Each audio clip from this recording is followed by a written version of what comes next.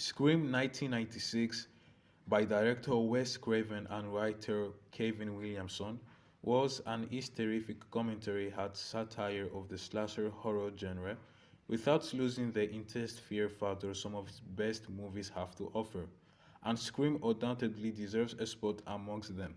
The movie is jam-packed with references, Easter eggs, and remakes of scenes from other horror movies. It came out when the genre of slasher had stagnated and become terribly predictable, using the same old tropes with most releases flailing and flopping at the box office.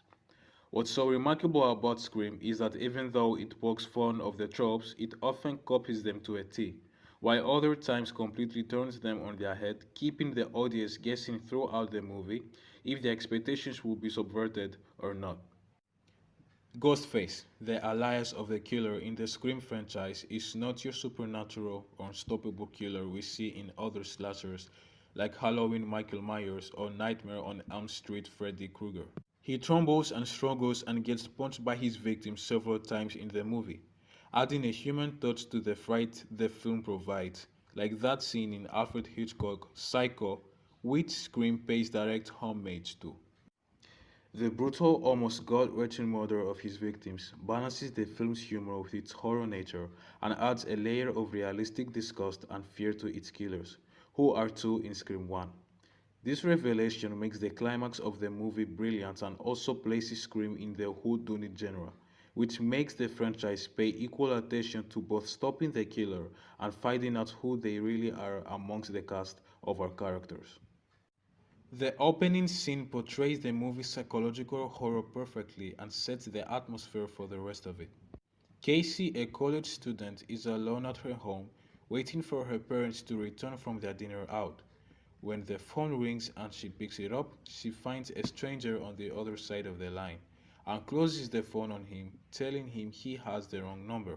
The caller keeps harassing her during the night, and after a certain point, she gives up and starts entertaining having a conversation with him. They, of course, talk about real horror movies, acknowledging that in the Scream movies, the characters are educated on how horror flicks unfold, which makes their decisions that ignore the sage wisdom the formulas of these movies have instilled in them both tragic and comical.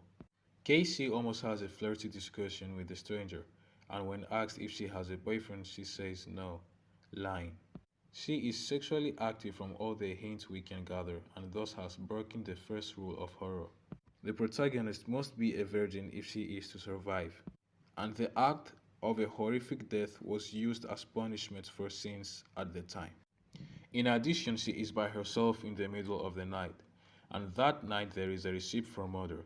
When Ghostface asks, "So I want to know who I am looking at," a line he has been setting up since the phone calls began by asking for her name repeatedly. Now the torture of his victim can earnestly start. With Casey realizing she is being potentially stalked, she rushes to lock every window and door in her house. Yet we, as the educated audience, know it's already too late for her. The film playfully predicts and mentions this fact through excellent dialogue. "I will call the police," Casey says, and Ghostface chillingly responds, "They will never make it in time." After that, she tries to threaten Ghostface, telling him her boyfriend is on his way and that he will beat him up if he messes with her. Not a moment later, we see him bruised and tied to a chair. Casey is too afraid to do anything about it but play the killer's little game of horror trivia, where she answers questions based on horror movie plots, characters, names, and shots. She eventually fails and gets one wrong. Her boyfriend murdered for her mistake, his spilled guts hanging out of her to see.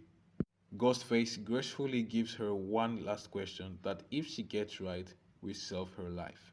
What door am I at? What follows is an adrenaline popping chase that ends with Casey being stabbed gruesomely several times a little before she can call out for help from her parents.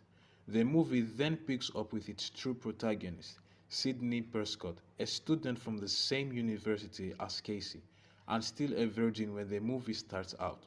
Later on, she loses her virginity to her boyfriend Billy Loomis, fooled by him to have makeup sex after having wrongfully accused him as Ghostface. Oh, she was right. And yes, she has also broken the first rule of horror, just like Casey had.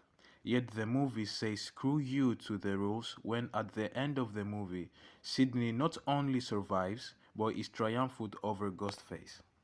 Of course, we can't go on without mentioning the character of Gail Weathers in this movie. A co-protagonist to Sydney and a staple of the franchise ever since. She is a news reporter greedy for fame and the next huge story, is more thrilled by the prospect of success than grieving for these horrifying crimes. Her character serves as a mirror to your typical Hollywood producer, an executive who is seeking profit by exploiting the gruesome and the unethical. On the meta-commentary, satirical format of Scream, we must mention the role the character of Randy plays. A close friend of Sydney and a horror fanatic, part of the teenager cast we follow. Close towards the climax of the movie, he establishes the three rules of surviving a horror movie. You may not survive the movie if you have sex. You may not survive the movie if you drink or do drugs. You may not survive the movie if you say I'll be right back, hello, or who's there. Scream, as I said, toys with when it advises or breaks its own rules, with new ones being added as the franchise goes on and evolves.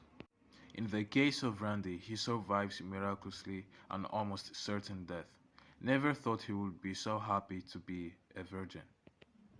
He reveals to the audience, shaving off some of the tension while also making us question what will happen to Sydney.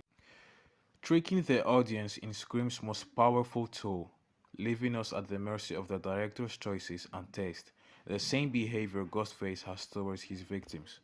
A teasing and thrilling and scary ride while we remain glued in front of the screen, not knowing who will survive and who is behind the serial killings.